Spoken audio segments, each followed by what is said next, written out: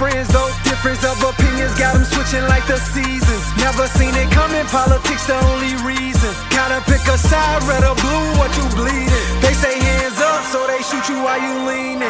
Knee inside your neck, you a threat because you breathing. We want some respect, all we get is bloody seasons. When we ask them why they claiming human is the reason. Hey, welcome back to another episode of the Weird Perspective Podcast. My name is Derry, and today I have a guest. She's back for a part 2.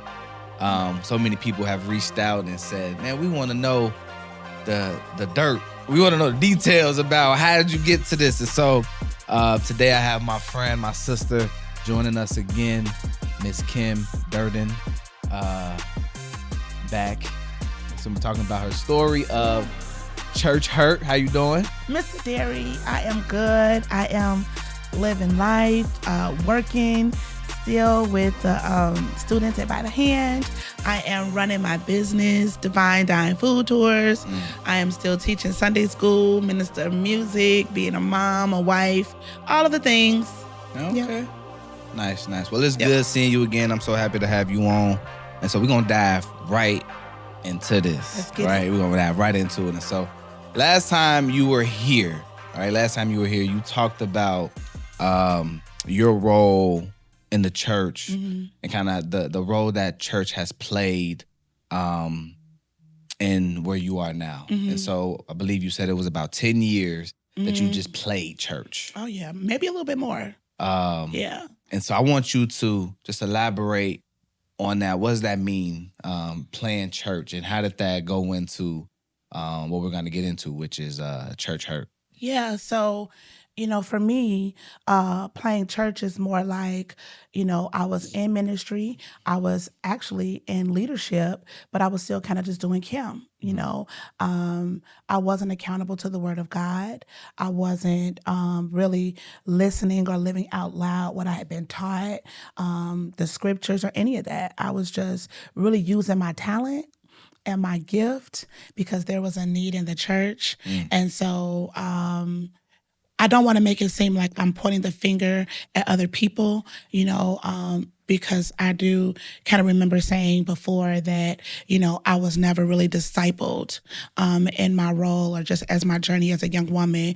And even though I wasn't, there was still a choice that I had to make, or that could have made, right? I could have been intentional about my worship if there was something that I didn't understand. I could have gone before the Lord and just asked for clarity. I could have sought out other mentorship, right? But instead it was comfortable and it felt good knowing that I could still do what I love to do and still do what I want to do, right, in the church. And so that's what really playing church was for me. It was not really taking the call seriously, the assignment seriously, and still kind of having one foot in the kingdom and one foot in the world. Yeah. And so some people might not have watched the last time you were on here. So can you give us just a brief background of your experience? When did you start going to church? Why did you start going to church, and what that was like? Okay. I'll give you my 90-second pitch. No, been in church pretty much all my life. Right here in Chicago on the South Side.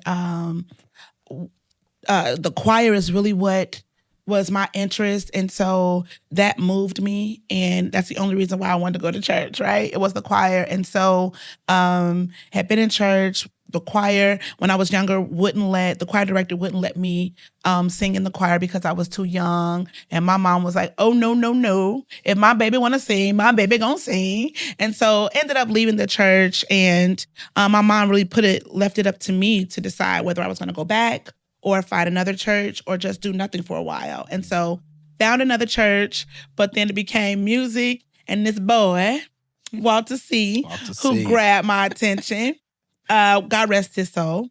But yeah, Walter C. was the one, baby. He was a thug in the church and I was loving it. And so, going to the church for the wrong reasons, but I was in church, right? And I was doing the thing that I love to do, and that was singing. And so finally found the church where I kind of laid down some roots. right on the South Side. I got into ministry immediately, started working with the youth, working with the choirs, singing all the time, directing. And so music, once again, was the thing that led me to this church.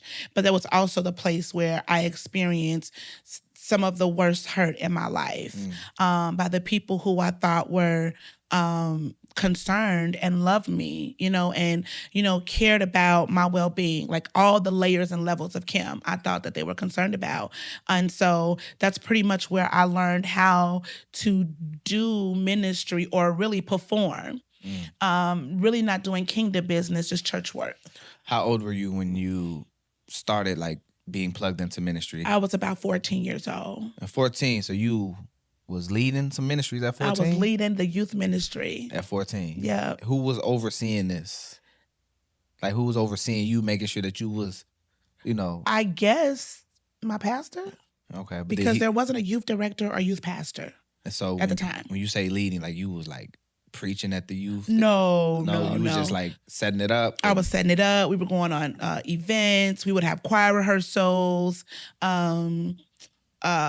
just things that youth ministry does. So I was really kind of like the coordinator, if you will. Okay. You know what I mean? Gotcha. But it wasn't like the only person I answered to was pastor. Okay. Yeah.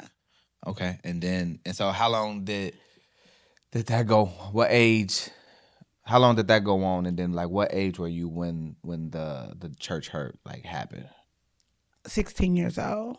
Honestly, from the moment I entered the church is when the church hurt began. Put some meat on that. So it was this, who does she think she is type of, I'm only 14. I don't know who I am. Right. I'm just doing what I love to do. Baby. I'm doing what I'm asked to do, know? And it may have been 14 or 16. I'm trying to remember, but I was still young. You know what I'm saying? And so instead of me being kind of, taken into under someone's wing, it was more like, because it was a family church. Let me just put that out there. It was a family-based church. And so, Derry...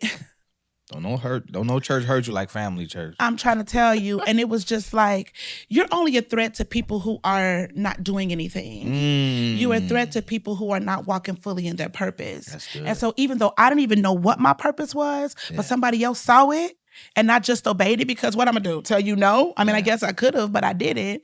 And it was something that I love to do. I love young people. I was young. I love to sing. There was a choir. Let Kim do it. And so I did it. But I did it really without, again, I have to emphasize, no discipleship.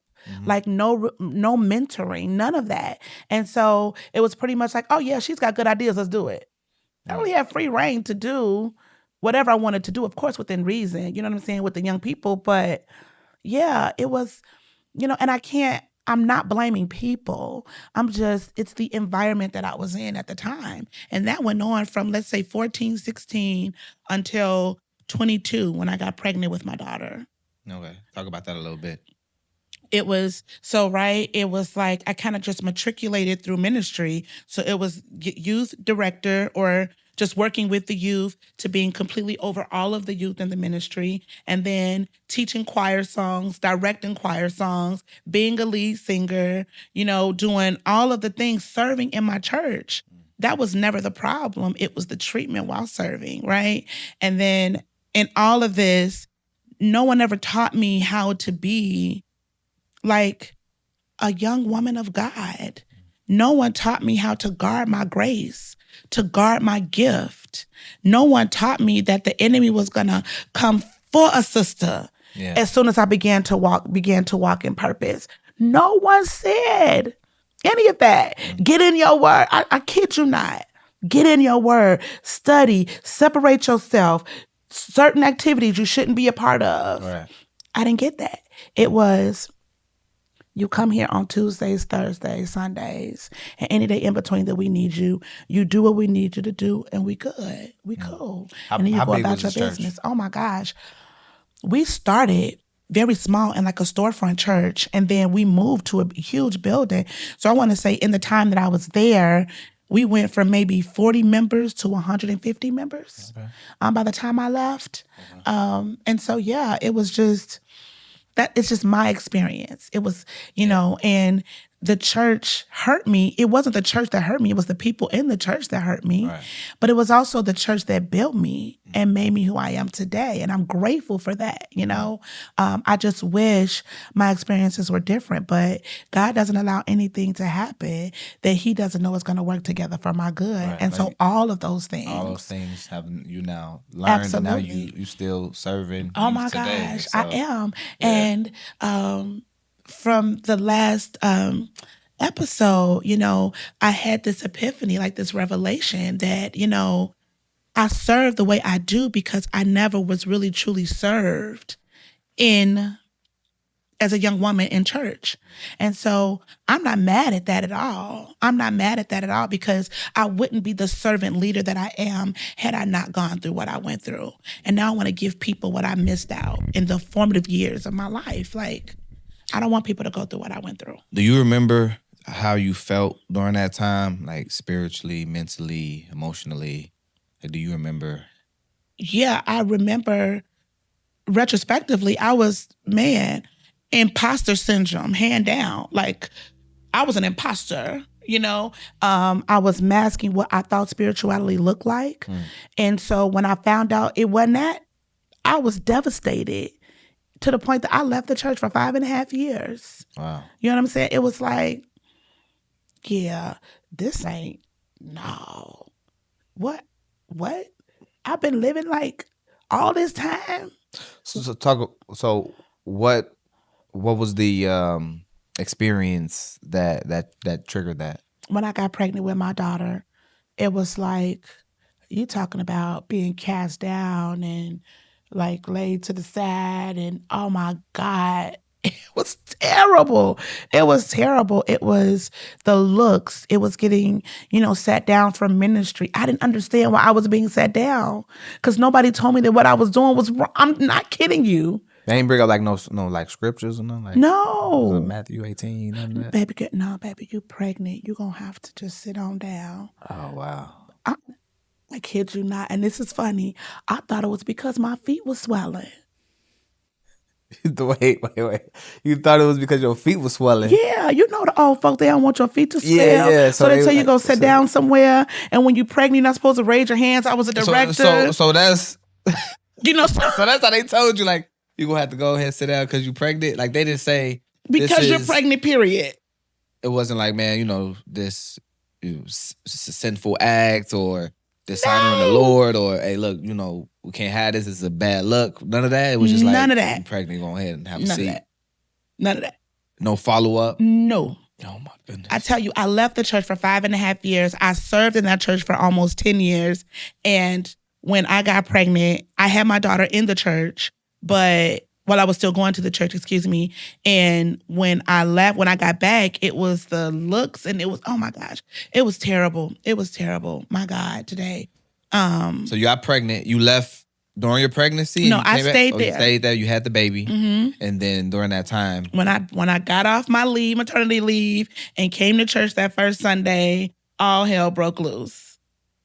And I felt like I was wearing the scarlet letter. I'm not kidding you. So what did they pull you to the side, or did something come up? Like how did that? Well, how did all hell break loose? Well, I had already got sat down, right? But I didn't leave the church. I was sitting right there, still in the choir though. Well, we need that voice. Right. It don't matter that I'm lifting my arms, and you know what I'm saying. Your feet will be all right because you singing for the Lord. They won't swell. So but no directing, but singing. No directing, just singing. And I'm a soprano. Okay. Okay. Yeah, they needed that. They needed that, right? Yeah. And so funny. It's not funny, but it's hilarious. I'm glad that I can laugh about it now and that I haven't, held on to that hurt. I did for a long time, but now it's just a part of my testimony. It's a part of my story. It's what built me. And it is kind of funny because it was just like, yeah, sit down. You pregnant. I really thought they were looking out for me. And so you thought it was like, they just, I'm pregnant, so they want me to take care of myself, and they don't want me to overwork myself, and so I'm gonna just chill. No, they just didn't want it to be a bad look. But I'm saying that's what you thought originally. Like, I'm just doing this for my good. They looking out for me. Yeah, it had nothing to do with me. And so you had a baby, and then you said all hell broke loose. Why did all hell break loose then? It wasn't even, oh my, and I had a cute baby, okay? Kayla looked like a little China, like a black China doll, okay? She was just so cute and just chubby and just, oh my goodness. And it wasn't, oh my gosh, how are you doing? How do you feel? How's the baby? It was like, yeah, well, you probably shouldn't get back in, the choir or try to do any leadership things right now. Excuse me? Not that was even on my mind, right? They just walked up to you and told you that? Like, I want to say 4 ladies. 4 ladies? And if I was petty, I would mention their names, but I'm not. They won't need to name drop. They know who they is. I'm not going to name drop. If they see it, they'll know. And if somebody that know them see it, they're going to tell them. Yeah. There you go. Okay. So was this before service, after service? After service. Pulled you to the side. So we had a good old time. Right. We churched, right? Oh, folks doing cartwheels, flips. Demons was casted out. Oh, yeah. Hallelujah. And couldn't wait to make a beeline to Kim. You was just over there talking to whoever you was talking to, and then they just was like, "Hey, we gotta holler at you." Yeah, it might be in your best interest to just chill for a minute. Don't try to get back in the choir. Don't try to get back in the youth ministry. Don't do any of that. Okay, what'd you say to them? It's anything. You said okay. I picked up my carrier with my daughter Kayla in it, went to my car, and never looked back. So you ain't even tell him you was like, I ain't coming back here. You just was like, I'm gone. I'm like, yep. You're right. I don't need to do nothing. You're right. And I'm not going to do nothing. I'm on. Yeah. Okay. And it was like, deuces, 5.5 years. And so during that 5.5 years, what was life like? What?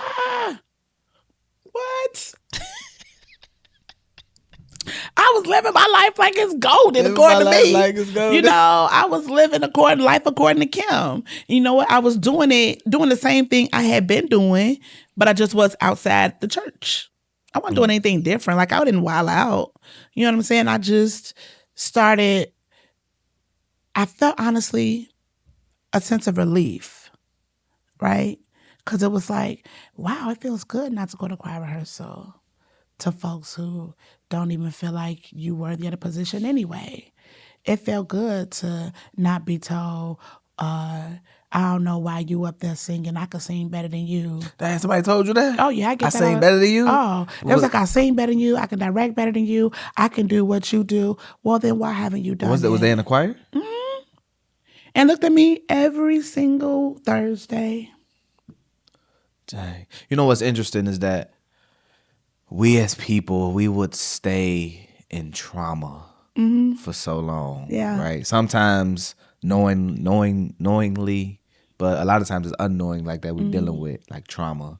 We're so used to operating and functioning in unhealthy spaces that we just kind of like deal with it. Yeah. I know I got a lot of stuff that I need to like probably go to therapy and release because I was and me and my wife, we laugh about it now, but in all seriousness, we trauma bond a lot. Yeah. Because we've been together since we were 16 years old. Yeah. So we like grew up together and made a lot of bad decisions and did things that we shouldn't have done. And we are now like overcoming some of those things as adults with 5 kids and things like that. And so, but I think, man, we be in the environment for so long. I'm starting to think about like people who maybe go to prison for a long time, and then when they get out, they don't know how to. They're like adapt. Like, what is this?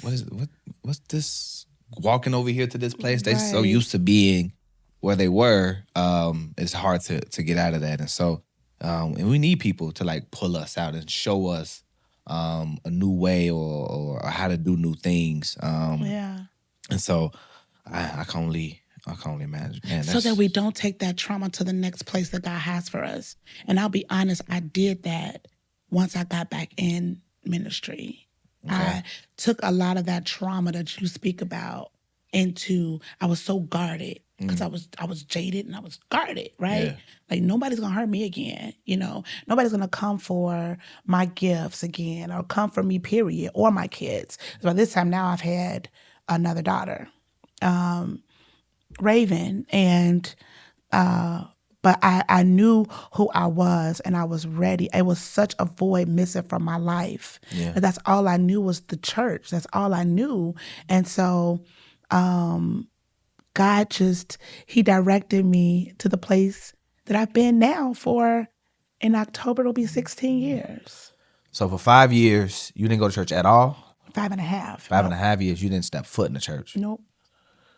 Did you watch like sermons online? Like, That wasn't really a thing. Bedside Baptist? Wasn't really That's a what thing. I call it. I visited a few churches. People who knew I could sing would ask me to come, do a solo or something like that. So I would do that. I think I tried to join my friend's church, but I was like, yeah, no, this is, I saw it. I'm like, It was another toxic environment. Yeah, and now if God would have sent me there, then that's where I would have been. Yeah. But no, I was like, love you, friend, but I'm going to take a pass on this one. And so, yeah, was I ready? Was I healed when I went to the new ministry? No. But the healing process had begun. Yeah. So during that 5.5 years, did you how was the reading, the prayer life? How was that? Nah. No Bible. And then nobody checked up on you? That's the thing, Derry. Get this man $1 million. No, I'm serious. That's the thing. That's why they say only what you do for Christ will last. People are fickle. Yeah. Right? And man, it was like, oh, okay. She not here, she'll get replaced. And I did. So nobody. Like not a, hey, miss you. No. Where you been? Not How the you people doing? I taught Sunday school to. Now I say I went off the grid, but Chicago was small. Chicago's big city as far as, right? Yeah, but it's small, especially the Christian community. Somebody that knows somebody that knows somebody, right? And it's like we lived in that house on Anthony for years. At the very least, they could have went to my mama. Mm-hmm. Where's Kim? We ain't saying Kim. Out of sight, out of mind is real. Even people so I'm pretty sure you had people that you were like cool with. Yes. And so. At least I thought. Yeah. None of them like, hey girl, like. No. That's crazy. Did you hang out with anybody like outside of church stuff? Yes. These young people were in my home. And nobody reached out. Do you think that like the leadership of the church told them like don't? I don't know. I don't even want to go that deep into why. That's because that just might rehash some other stuff that don't need. You know what I'm saying? Yeah. But it's just like it's interesting for me because I'm such a I got like seeds planted all over the place, right? Yeah. So like me and Adam been knowing Adam since 2011. But even after I left the church that we were part of, like I still had a relationship with him, his brothers.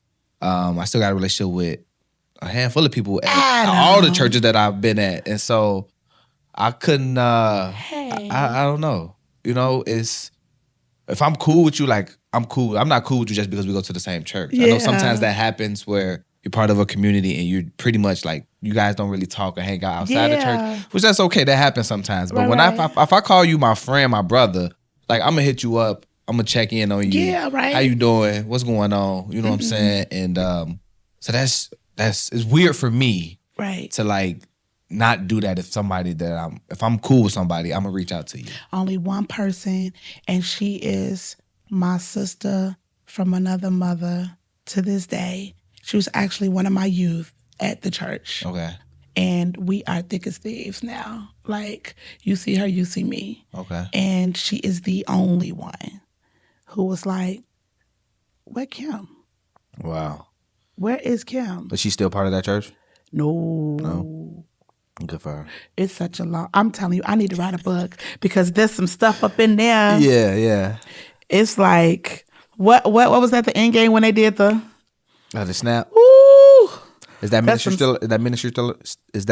still around? Not too sipping. It is. Or it's not. It's gone? It dissolved. It dissolved? Mm-hmm. Okay. Mm-hmm. All right. So fast forward. Can I say something real quick? Yes, you can say whatever you want to say. Adam. So, true story.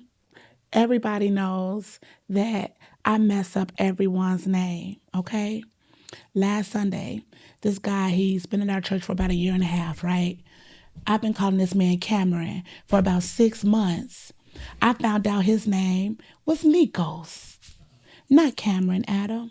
His name is Nikos. Do you know what I thought your name was? Nikos? No. Cameron? Robert. Robert. So when you said you've been knowing Adam since 2011, I was like, Adam. That is a true story. A fun fact about me. God bless you. If you've ever answered to me calling you Robert. I don't think you've called him Robert. You a real one. I haven't heard it. Okay. Yeah. Okay. And I'm also sorry. those Yeah. people who have Mhm. names, and if somebody calls you or the wrong name, please, well, at least for me, please correct me. Please I'm correct bad. me. I'm bad with names. And so if I don't remember your name, then I won't call you a name. I just be like, hey, how you doing, brother or sister? And then what's your name again? And then I'll do one of those moves. But if I'm not sure your name, I won't call. Give me the name. opportunity. But let me Yeah. correct me. It's okay. Like I got thick skin, I can take it. Got me thinking I'm the If crazy it's not your one. name, like tell me what's your name. Shout out to Nico, sound man. Shout out to you, man. That's funny. Just found out last Sunday. True story. Back to you, Robert. I mean Adam. No. That's a good one. That's a good one. So 5.5 years go by, nobody reaches out except for one person who you are still connected with today. The church dissolves. And then so how did you come back? Like how did you develop a relationship with Jesus? So remember I told you about the snap? Yes. So in that snap, really quickly, let me just tell you, the same church that I experienced all of this church hurt from, one of the ministers there started his own church. Okay. It was at that point that I got a call. Where's Kim? Was he a minister during that time? He was like a minister in training and then became a minister as I was leaving. Okay. And so now he's this ordained minister. He wants to start his own church, right? And okay, then that's when I got the call and they reached out to my mom. So they were still talking about Kim. During that time, they were still talking about Kim. Well, they weren't talking about Kim to Kim. But when they needed Kim again, right? It was probably, you had roots at that point in time. Mm-hmm. So there was probably things that they couldn't replace because you were gone. Mm-hmm. And so they probably was talking about, well, we had Kim, she was doing this and that, she ain't been here. And so I'm pretty sure your name was still being brought up, which is why he reached out. Gold star for them. It's not a good thing, but I mean, it's great. Yeah. It's great. Because all it did was continue the trauma. But you knew you had an influence. Yeah, well, I guess so. Be encouraged by that, if anything else, is that you did what you did unto the Lord to the point where people valued it, to the point where 5.5 years later, they gave you a call. Yeah. So be encouraged by that. I am encouraged by that, brother. Thank you. I know it was a lot of bad stuff and trauma, but be encouraged by that. That like, y'all moms ain't called me, but there's always sunshine on cloudy days. Like it peeked on through. So thank you for helping me see the peak. So what was that? So what was that like? What was that? That was crazy, man. That was wild. That was the wildest time. That was a freak show. Can I say that? Yeah, I'm sorry. It's not a curse word. It was a freak show. I don't know what you talking about playing church. It was like playing church 2.0. Like, come on, man, get out of here. And I did it because a person who's kind of a rebel, I can, I don't need a ride or die. I can just kind of just do things on my own. At least that's what I thought, right? But I needed that community. I longed for that community, and I was without something that was so very important to me, a part of my life. I was without that for 5.5 years. Yeah. You know what I'm saying? So when I got the call, it was like, hello? Yes! How you doing? Then it was like, girl, get it together. What y'all want? Yeah, I had to get it together. But I was thirsty, right? So you was happy. I was so happy. You were happy when you got the because I had been treated like the op. Yeah. For 5.5 years. You know what I'm saying? Like I disappeared and I was right there. Mm-hmm. in Chatham. Yeah. Right there, right? Southside, hey. Right, but yeah, so when I got the call, I was thirsty, but I had to bring it back together. What y'all want? And they got me. They offered me food. They offered you food. What kind of food though? Like, it was mashed taters. Like homemade stuff? No, we went to a restaurant. I want to say it was Applebee's. I was gonna say, was it a black I don't restaurant? even like Applebee's, for real. Yeah, and I think they knew that too. No, I'm kidding. No, I'm kidding. I'm so terrible. No. She don't like Applebee's. Take it to Applebee's. Yeah, let's take it. No, but it was, it was a nice spread, Get out of 2 for $20. That's my love language. Come to dinner, you don't have to pay. Like, what? What time you want me to be there? Matter of fact, I'll be there. I'll come pick you up. How about that? Right? So they got me, I'm a foodie gal. So they got me with the food and the hospitality. And it was like, yeah, Kim, you did this, that, and the third, and 11 things at the old church. Come on and help me build my church. Oh, hold on. Back to the phone call, though. I thought you was going to say back to the food. No, back to the phone call. Yeah. So he calls you, and then was this a quick convo? Was it like... So he didn't call.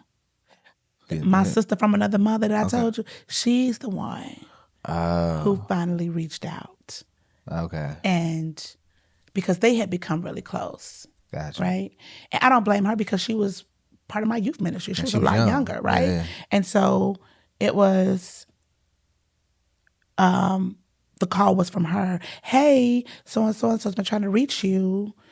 Are you down to come to Applebee's for a meeting? Yeah.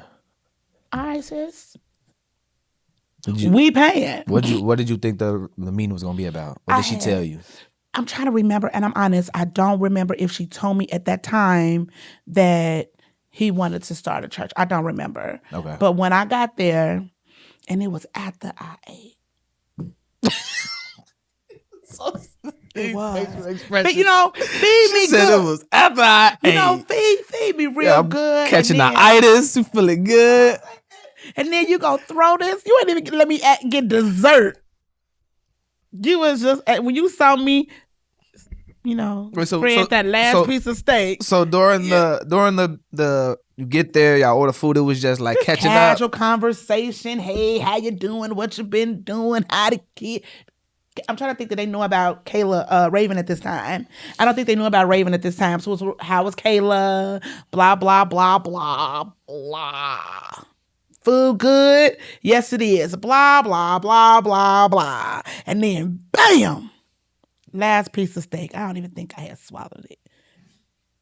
And it was, so yeah, getting ready to start a church. And I want you to be my right hand. Not right hand. I thought I was being punked. Well, after that. Well, I'm telling you, I was looking. After, don't play with me. Oh, yeah. my goodness. And so, it's all good. So how did you respond to that? Internally, I was boiling. But I gave a yes. Because they need me. Yeah. Not even they need me, they want me. Yeah. But they didn't really want Kim. They just wanted what I had to offer. You know what I'm saying? And so I did that for 5 years. So you was at you served at that church for 5 years. Yep. Even went through preparation to become a minister.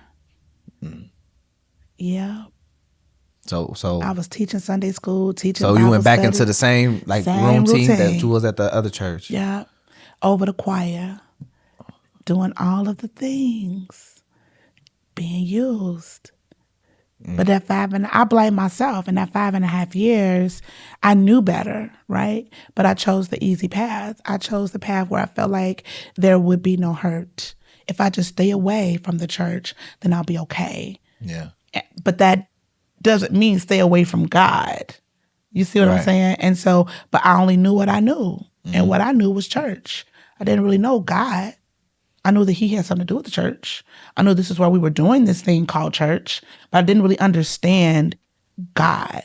Was this the exact same, like no discipleship, no, You know, you just preach. We come on Sunday, we shout amen, and then we go home. Yeah, because by this time I'm 30. Almost 30. Yeah. So it's like, I'm grown now. So I'm just this is just how it is. And that's how I thought. This is just how church is. I just need to fit in, find my way through. But I've never been one to fit in. So it's very uncomfortable for me. Okay. That's why I said I was struggling with imposter syndrome.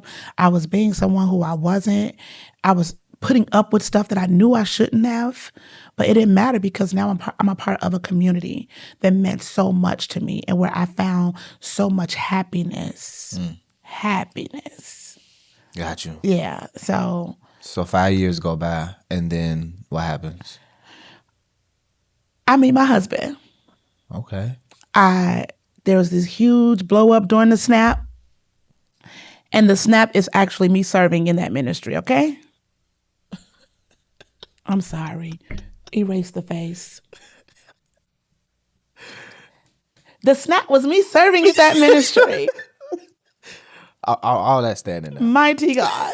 Mighty God. No, seriously. So I used to take the bus. My car went down real quick. So I was taking the bus all the time. I met this dude. He's my light-skinned friend, and I am not going to say his name because I honestly don't remember, and I don't want to call him Robert. Okay. Robert 2.0. Right? And so but we knew each other from different church outlets, right? And he was like, yeah, you could sing. My guy is looking for a praise and worship leader at his church. Can I give him your number? Absolutely. What is this man's name? I don't know. Okay. So, gave him my number to give to the guy who was playing lead guitar at this church on the South Side once again. And from that moment, I went there, never joined the church that he was playing for, but he hired me to be the praise and worship leader after I interviewed. And so we did that for like a year or whatever. And so he was like, yeah, I know I hired you, but I want to date you. So I was like, I don't date musicians. Musicians in the church are whores. Duh. Oh, can I say that? Yeah, that's the proper term. Okay. Yeah. I'm gonna sip my coffee real quick. Yeah, I mean it's the weird perspective. We don't curse on this podcast, but if it fits the context of what we're talking about. Okay. And the whore is the proper. I mean, you could have said the hood or the street word. You know what I'm saying? Yeah. I prefer whore than the Thank other you. word. So you good. Good. Yeah. And as passionate as I was about that, I'm shocked I didn't use the street word. See, that's growth. Yeah, Praise God. So, yeah, so met him and I started doing my thing, praise and worship, but never felt led to join this church. Then his best friend told him about a church that he was playing at. So he left that church because it was a whole lot of crazy stuff going on at that church too, okay? And so he wasn't a member there. But he just played there. You know how it is. Yeah. Musicians. So when he left, and we were dating now, we were really dating. And so he went to his friend's church to play guitar, but he never told me what the name of the church was that he was playing. Okay. Uh-oh. He didn't tell me. So I'm like, So now all these things about musicians being whores that start going through my head. Like, why this man ain't told me what his church is? Right. He got another little dip over there. You know what I'm saying? Let me tell you how the Lord worked. I was on 53rd and Ashland getting my nails done with my sister from them, right? A lady was getting her toes done and she was like, y'all should come to my church. I don't know if we just looked unchurched, unsaved, ratchet. I don't know what it was, but she felt like she needed to minister to us at that moment. And so it's cool. So she was like, you need to come to my church. And I was like, what church you go to? Can I say my church now? If you feel comfortable with sharing that, you can share it. So she said, my church is St. James Industrial Missionary Baptist Church. I said, industrial? Where is that? 8539 South Racine. Say less. We there, right? Okay. So my sister and I, it was on a Saturday. And so that Sunday, my sister and I went, and guess who's sitting there playing lead guitar? Your mans. My mans. So listen, let me tell you. I want to know how his facial expression was when he sees you. Let me tell you. You know how they do in the Baptist church. Can any visitors please stand? Yeah. I stood. Yes, who are you the guest of? My name is Kim Durden. I'm the guest of the lead guitarist, Monty, right? I'm his girl. Put him on black. Why did you feel the need to do that? Because I did. You ain't even put the people who invited you to the church. I would have been like, I'm sitting right here. I invited you. And she's one of the ministers, and I didn't even acknowledge her. I was like, gotcha. No, but he's not like that at all. So yeah, and from that moment, I actually joined the church before he did. This was in 2009. I joined October 2009. What did he do when you stood up and said that? He just looked and started smiling. He looked at his friend like, yeah, that's her. That's funny. Yeah, so, and from that moment, October 2009, I have been boots to the ground, literally, just working in ministry. So how was the transition from the church that you started going to and then now going to this church? What was why was you like, I'm gonna join this church and let me leave that? I felt God. I had never felt God before. I felt emotions, right? I've always had an emotional encounter at church, Only thing about something that make me feel good because I'm going through what I'm going through. Yeah. But as far as like actually feeling God, I didn't know what that was. And it was crazy. Because I'm talking about this church with about 40, 50 people. When I tell you they went hard for the Lord, and I'm not saying that they don't have their issues and I didn't go through some hurt there. Of course I did. But I felt God. And I'm telling you, I was hard. I was guarded. I'm not joining no church until I'm good and darn ready. Yeah. And I felt like that'll be at least a 5-year plan. You can keep me here for 5 years. I'll join. Nope. So how did he take it? He did the whole thing, took you to Applebee's. You was there for 5 years. Once I left, there was no more communication. How did he take it originally? Like, did you sit down with him? Did you have a meeting? No. You just left? I told you that snap can be a book. Oh my goodness. So you just was like, I got my new church. It wasn't even like that. No. I did not have a new church when I left. Wait. Hold on. Yeah. So when I left the church that I went to help lead, right? I didn't have another church home. I met Monty, who's my husband now, through my bus driver friend. Yeah. Didn't join the church that I was going to work for. I was just leading praise and worship. So I went straight from that church to helping out praise and worship. Maybe about 3 months went by. Oh. Between the time, but when I left on very, very bad terms. Wow. It was bad. So how did like meetings and discussions go in that environment? What are you talking about? The second church. No meetings. Like, how did y'all communicate? It was just like, this is what you do and then do it and that's it. Like, y'all didn't talk about like issues. This is the vision. Help me execute this vision. These are your assignments as part of this vision. Do it. You have full autonomy. I don't want that, but I did it. That's crazy. Yeah. So like no monthly, bi-weekly leadership meetings? No. Talking about things?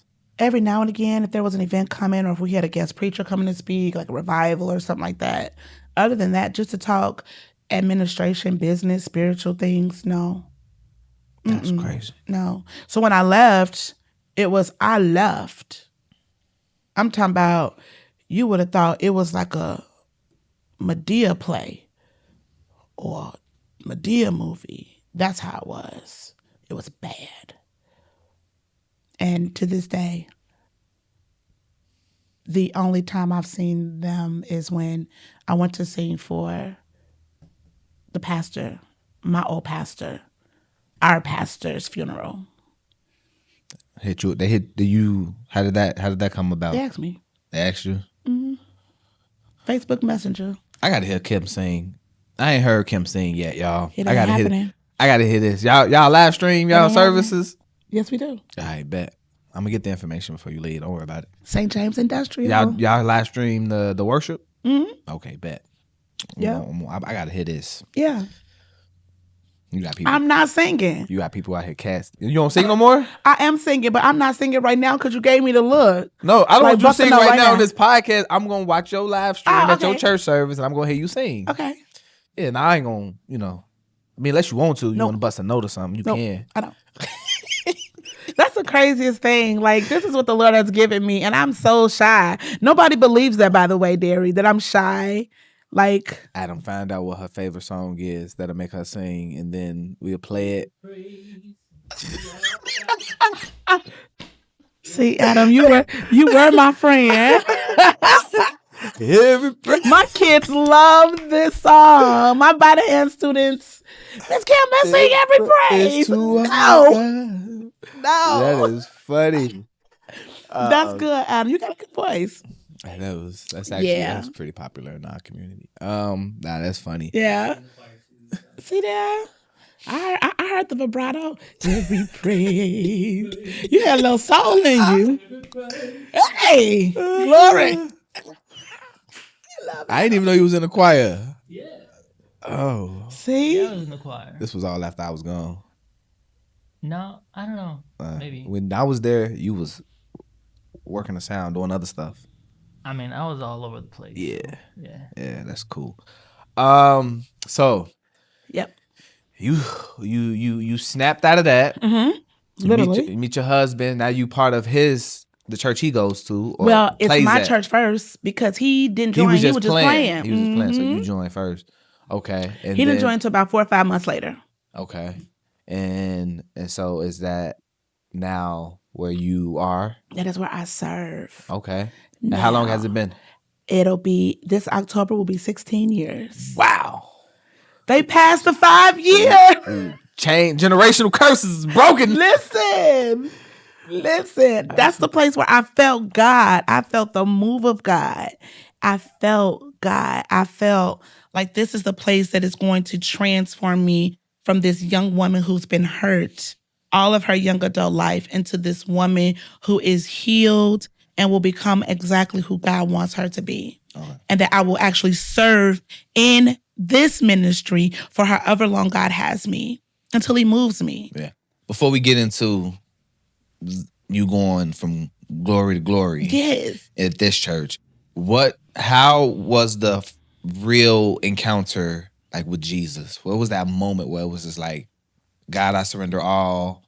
I've never had this before. Now I have it. I want to read my Bible. I want to pray. I want to be in real community with you, Lord. What was that? What was that like? It happened during the service, and I don't remember a lot of things, but I remember this. Was like the service at the church you currently at my now? church. Okay. Mm-hmm. It was like we were in worship, but it was kind of dying down a little bit. But it was as if the Lord, like you and I are talking now, it was as if I could hear God speaking to me, like saying, stop, sit still, rest here. Like those were the words I was hearing. And I think what got me was the rest. What does that mean, rest here? Yeah. Stop running. Because you running trying to find something and I'm not even in that. Rest. I'm not guaranteeing that there will not be any struggle, trials, any of that. Rest here. Rest.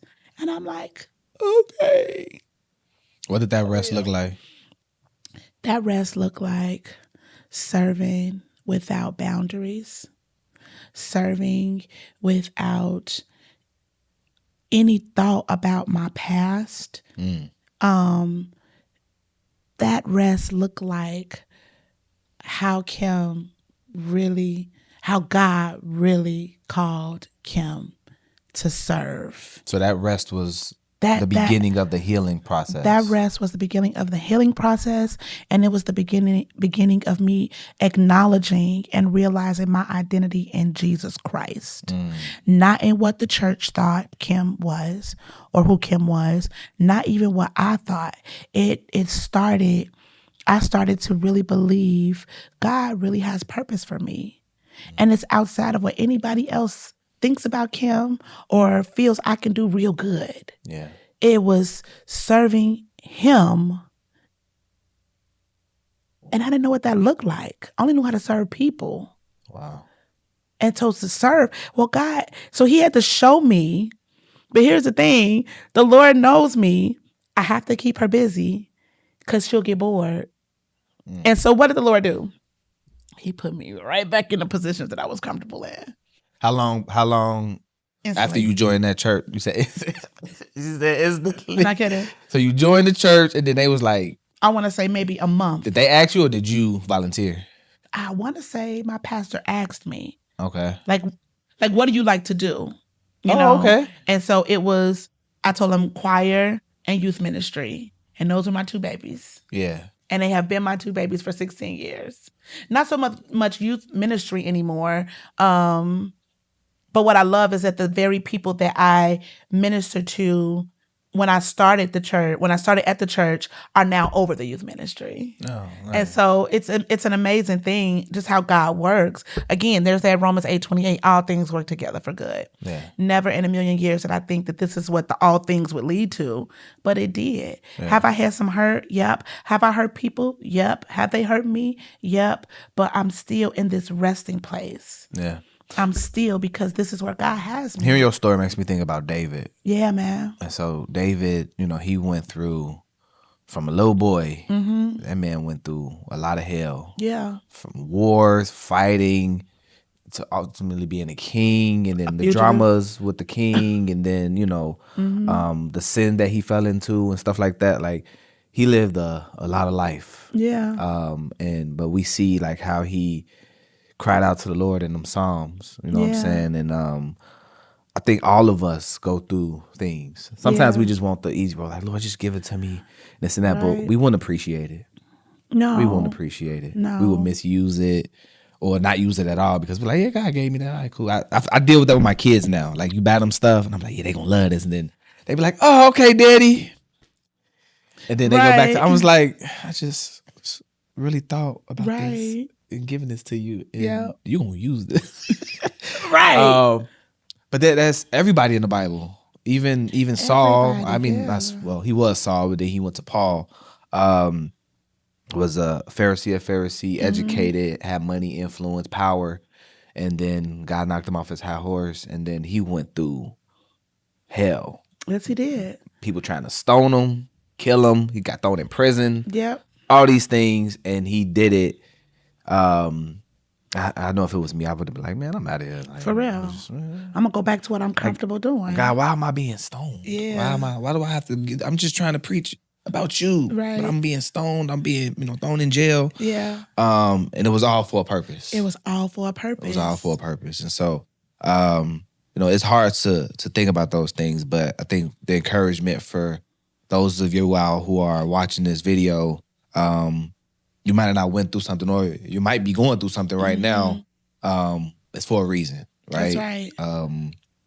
God is going to walk you through that, and it's not gonna feel good. You're gonna want to like skedaddle and run away and ask the Lord, like, why aren't you giving me what I want, what I'm asking you for? It's not a lot. I'm not asking you to be a billionaire, But in that process, like, we learn a lot of lessons. Yeah. I like to think about it like this. I'm still in this because I heard Lecrae say it. He said, I don't look at the things that I went through as losses, it's just lessons. I ain't never take no L's, only learn lessons, is what he said, something like that. Yeah. So we learn a lot of lessons. We're going through trials and tribulations, man, and God is trying to get us to learn some things. And those lessons were created to refine us. Yes. And being in the fire does not feel good. It don't. Now, here's the deal, though. You will not come out smelling like smoke or even look like you were in any sort of fire, but you will come out refined as pure gold. Pure gold. Valuable. Yeah. An asset to the kingdom. And I have days, man, like this week was rough. This week was a rough one. I felt like Elijah. Lord, just take me. I'm not kidding. Like, take me, Lord.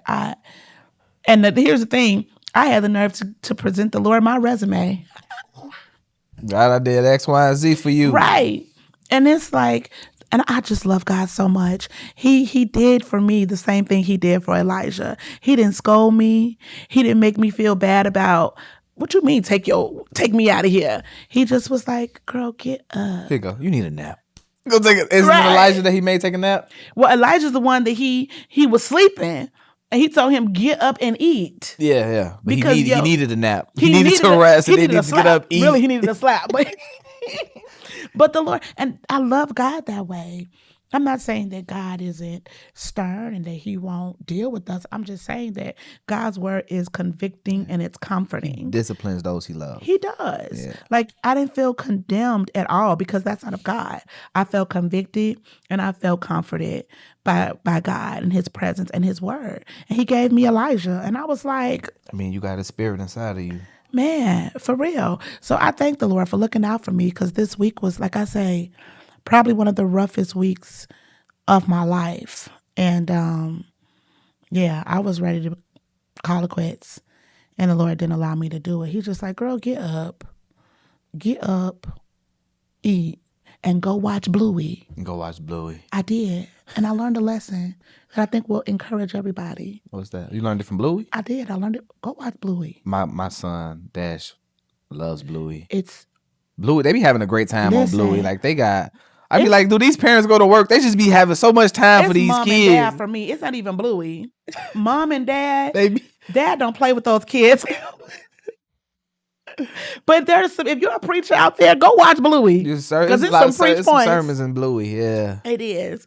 But that's what the Lord told me to do. He did it by way of my granddaughter, Nevaeh. She just wanted to watch Bluey. I'm like, I don't feel like it. Leave me alone, girl. Bluey. Okay, let's watch Bluey. The episode blessed me to the point that was my devotion for all staff prayer the other day. Wow. Yeah, like Bluey blessed me. Mom was going through it, and Mom is wonderful. If you watch this show, Yeah. she is absolutely amazing. And that's Mom, guys, M-U-M. Yes. So anyway, Mom is great, and she was just going through like, I'm not a good mom, and I don't know. And her friend noticed it, and she was like, girl, let me tell you something. You're doing great. Yeah. You're doing your very best. And I'm like, Lord, not you giving me Bluey to get me up out of. I'm talking about, I was in like a Lodabar state.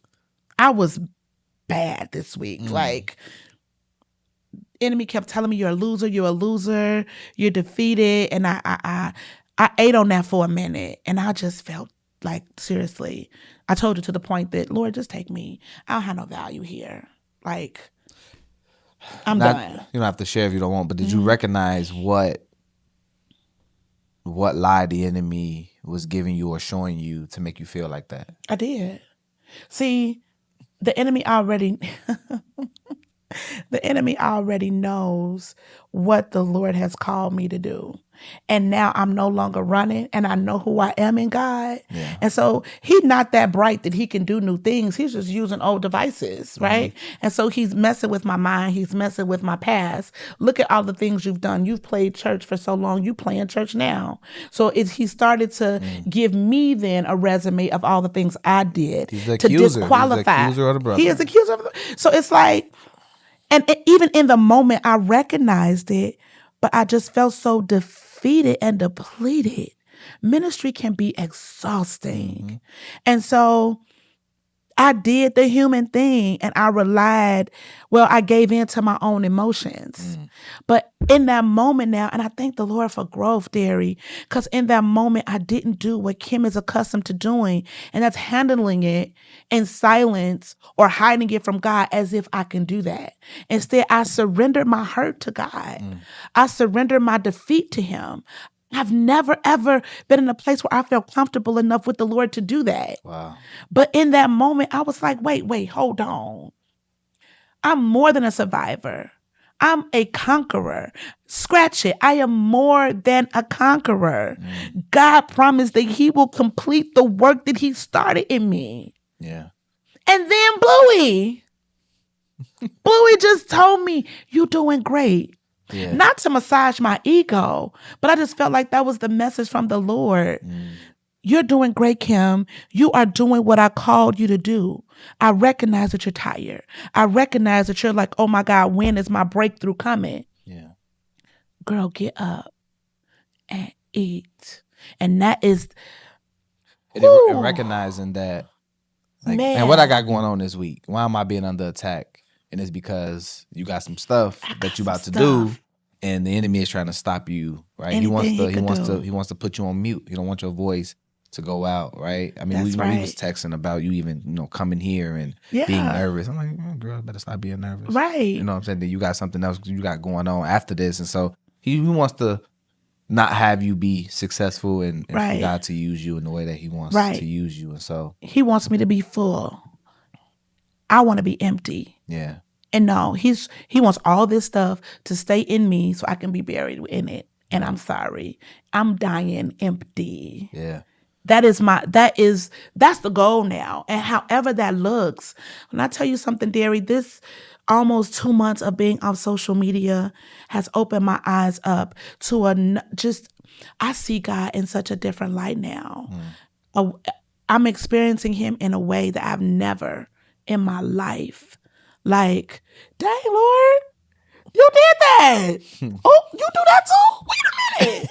You know what I'm saying? It's just like it's opening my eyes because there's no distractions. Yeah. And I run a whole business that is almost 100% reliant on social media. I have not been worried. It's like I can get people to you without social media. Do you understand what I'm saying? And it just being intentional, man, and not letting my past. It's just a choice. It's a choice that we make. I can sit in the things of my past, or I can move forward and press towards the mark. I choose to press. Yeah. And I know it's going to be hard. It's hard now, but I got God with me, man. There is absolutely nothing that I cannot do. Yeah. And I trust him, even scared. Right? I was scared to come here, even though I've done it once before. Still scared to come here, right? I'm nervous for this speaking engagement that I have. But the difference now is I know that the Lord is right here with me. Yeah. And not only do I know it, I believe it. Because I knew a lot. I just wasn't believing it for myself.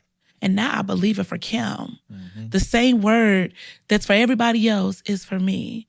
The same things that I preach and encourage to other people, it's for me too. Yeah. And so now I know that. Like, I'm not exempt from his promises. I'm not exempt from his providential power. And he showed me that in this time, just away, detached, unplugged. I love it here. Yeah. Like, this, even after the week I had, I can still say glory to God. You know what I'm saying? Yeah. Like, That's good. And mean it. And not doing it because it's just, you're supposed to give God glory and in all things give thanks. Yeah, yada, yada. That meant nothing to me a few years ago. Right. No, it was just a cliche-ish thing that we said. But now when it says in all things, I can give thanks. Yeah. Because I now know what that means. And I believe it with my whole heart. Whether it looks like that or not, I just believe it and I trust him. So that's my soapbox. I love God so much. Just gonna wrap up, man. You know what I'm saying? Because you just preached and brought it down. I wasn't even trying to. It's just, man. And so that's my journey, right? From church hurt to being healed. And I'm going to say church hurt to being whole. Because I just believe that, just like the Lord told the people of Israel, your enemy, all these things will return never again. Yeah. And I just believe that. So I'm going from healed to whole. That's the goal. Yeah. That's like, and whatever that looks like, I'm going to tell you something, Derry. I'm to the point now where even if the Lord said, this business that you have, Divine Dine Food Tours, if he said, stop it now, I'm in a place where I will stop it in a heartbeat. If that's what he says, because I'm trusting him so much. I'm doing things with God and for God that I've never trusted him before. I'm trusting him with my plans, my vision. And so now everything I do is in pencil. And if the Lord is going to erase it, I'm going to let him do it. Yeah. And I'm just... No, that's good. Do what you're doing. Man, it took a minute for me to get here, y'all. It did. But I'm here, and I love it. I want to ask you something before I let you go. Somebody may be watching this, might be dealing with some church hurt, and they're like, man, what makes, a church good, or what's a healthy church? What's some things? Because there's no perfect church. I want to say that too. I don't know why I keep looking at this camera. There's no perfect church, right? Yeah. But there are healthy churches, right? And there are certain aspects of your church's leadership that you should see and want. And so what made you stay at this church not outside, but along with your encounter with God and feeling God's presence there? What are some of the things that you've seen that's healthy about this church that you have now been there for 16 years? My pastor, I got to give it up to him, Pastor Warner J. Pitt. Overseer and Pastor Warner J. Pitts, man. This man he exemplifies servant leadership. From watering the grass to cutting bushes, mowing the lawn, plowing snow, cleaning up the church. Like, this man is, and for letting you be who you believe God says you are. That he exemplifies servant leadership to me. So he's not one of them pastors like, you do this, you do this. You'll see him cutting the grass. You'll see him cleaning up the bathroom. You'll see him doing all the the things. Yeah. Bringing in chairs, bringing in paper towels, changing paper towel rolls, vacuuming the church. All of these things. And we have a great deacons ministry, right?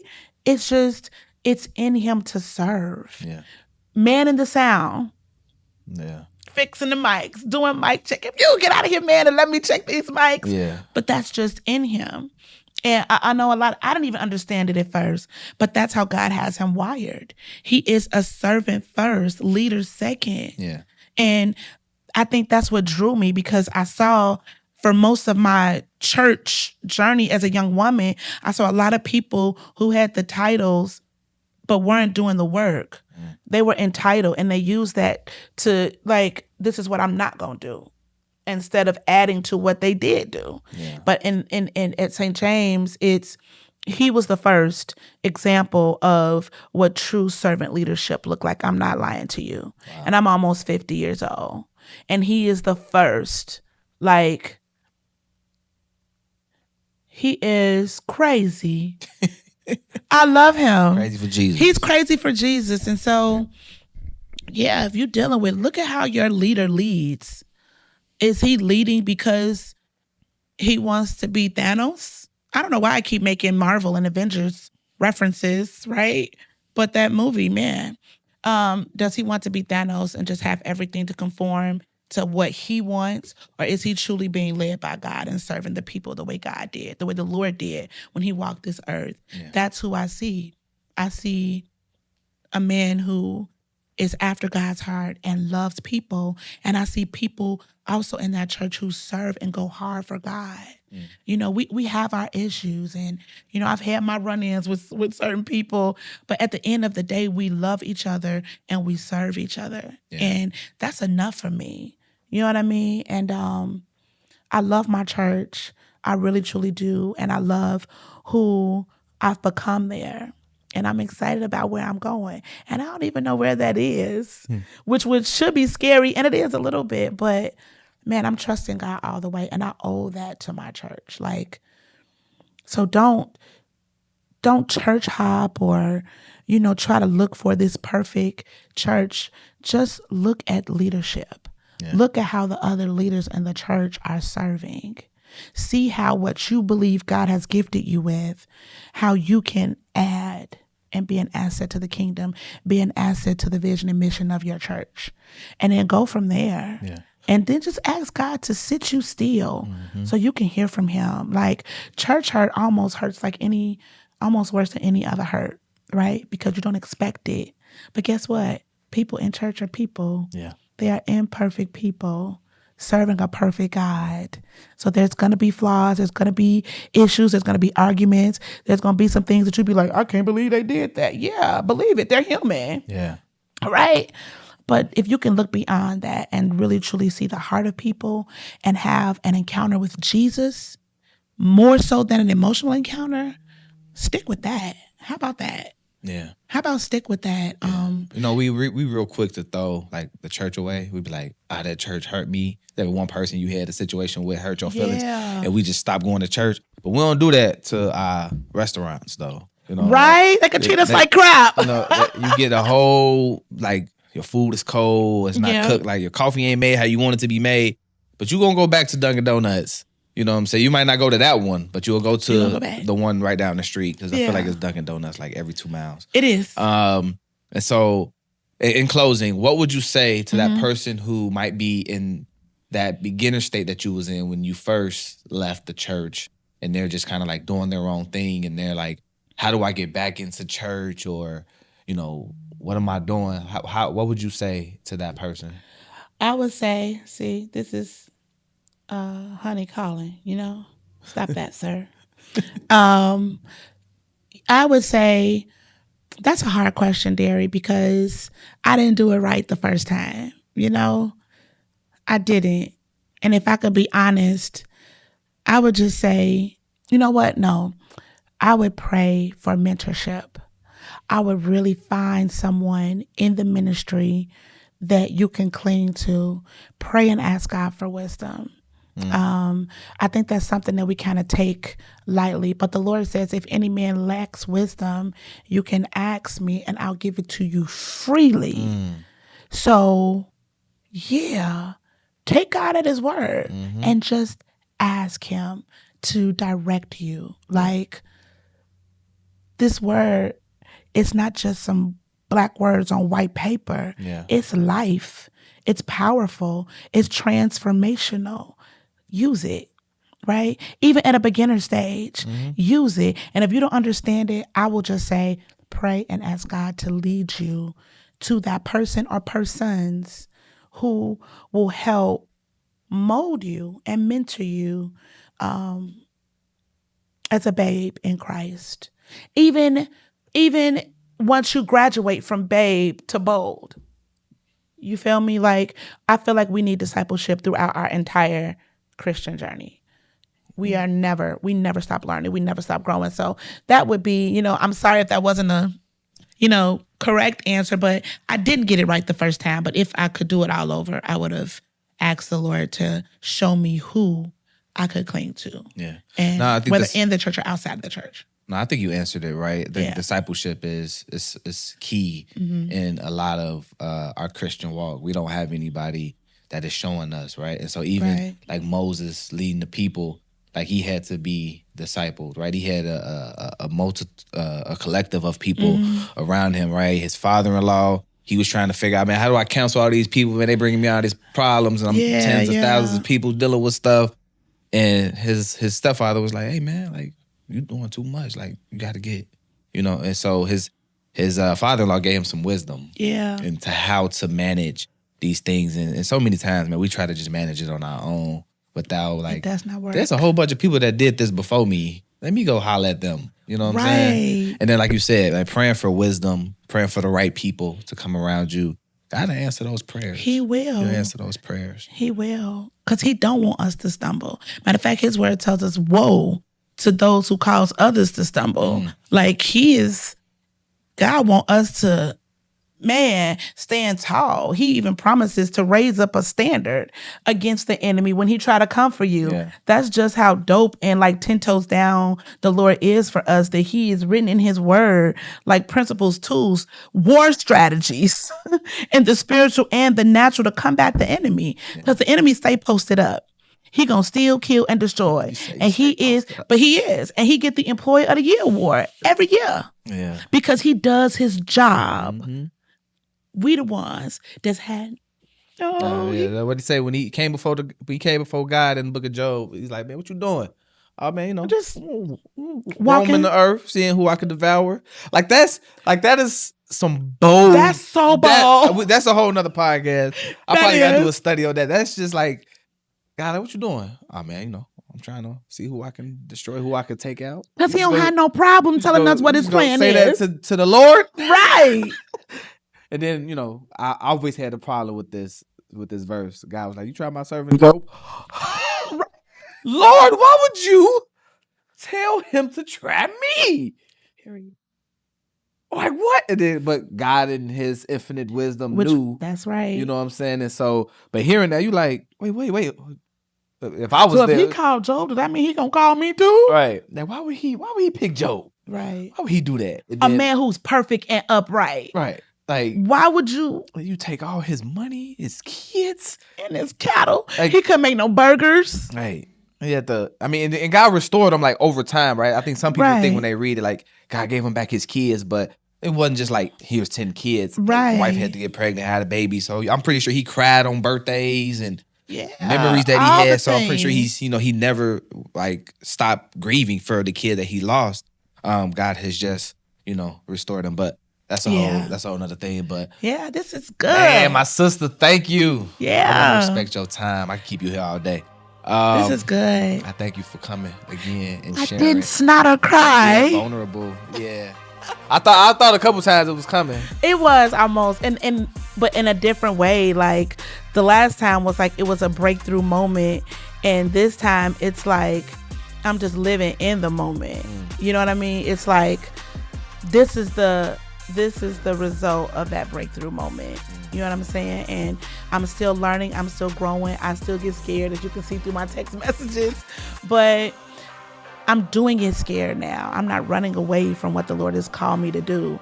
And again, I don't know what that looked like. Like, I might talk to you a month from now and be doing something completely different. Yeah. And if that's what it is, then to God be the glory. Amen.